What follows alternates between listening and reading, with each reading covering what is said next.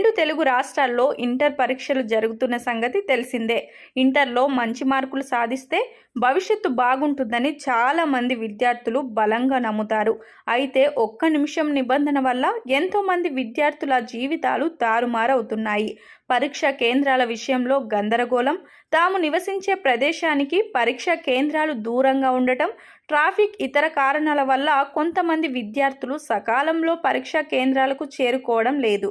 అయితే ఇంటర్ పరీక్షలకు ఒక్క నిమిషం నిబంధనను ఎత్తేస్తే మేలని కామెంట్లు వినిపిస్తున్నాయి. పరీక్షకు హాజరు కాలేకపోవడం వల్ల ఆ విద్యార్థి భవిష్యత్తు పరీక్షలపై సైతం ఆ ప్రభావం పడుతుంది.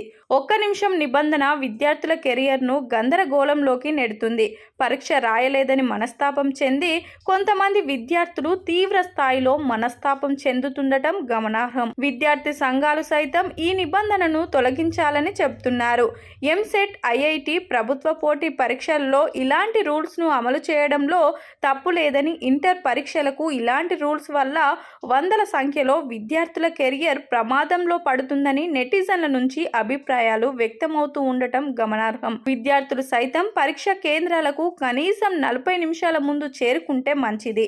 విద్యార్థులు పరీక్షల సమయంలో ఎలాంటి గందరగోళానికి గురికాకుండా సకాలంలో పరీక్ష కేంద్రాలకు చేరుకునే విధంగా ప్రణాళికలను సిద్ధం చేసుకోవాలి. ఇప్పుడు కాకపోయినా భవిష్యత్తులో అయినా ఈ నిబంధన మారే అవకాశాలైతే ఉంటాయి. ఒక్క నిమిషం నిబంధన విషయంలో విద్యార్థులు మాత్రం తీవ్ర స్థాయిలో అసంతృప్తిని వ్యక్తం చేస్తున్నారు. ఇలాంటి రూల్స్ వల్ల పరీక్షలకు సరిగ్గా ప్రిపేర్ కాలేకపోతున్నామని కొంతమంది స్టూడెంట్స్ కామెంట్లు చేస్తున్నారు.